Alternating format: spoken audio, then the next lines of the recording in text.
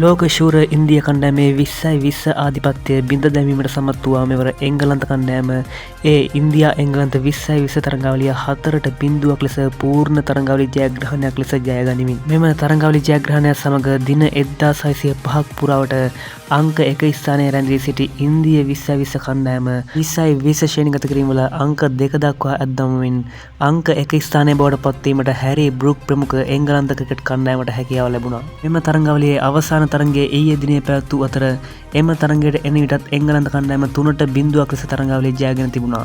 ඉතින් ඊයේ දිනේ පැවති මේ අවසාන 20 තරගයේදී ප්‍රබල ලකුණු පුරක් නිර්මාණය කිරීමට ජොස් බට්ලර් ප්‍රමුඛ එංගලන්ත කණ්ඩායමට හැකියාව ලැබුණේ ලකුණු 257ක් තම පන්දු අර 20 තුල ලබා ගනිමින්. එහිදී මෙම තරගාවලිය පුරාවට නිශ්ශබ්ද සිටි ජොස් බට්ලර්ගේ පිත්ත ක්‍රියාත්මක වූයේ විශිෂ්ට ශතකයක් ලබා ගනිමින්. මෙහිදී බට්ලර් විසින් ලකුණු 131ක් ලබාගත්තේ පන්දු 64ක් පමණක් වැය කරමින් වන අතර ඒ සඳහා දැවැන්ත 6 පාරවල් 8ක් සහ 4 පාරවල් 12ක් අන්තර්ගත වුණා. ඊට නොදෙවෙනි ඉනිම ක්‍රීඩා කර හැරි බෘක් පන්දු 45ක් තුර ලකුණු 95ක් ලබාගත්තේ පෙර තරගයේ සිහිපත් කරමින්.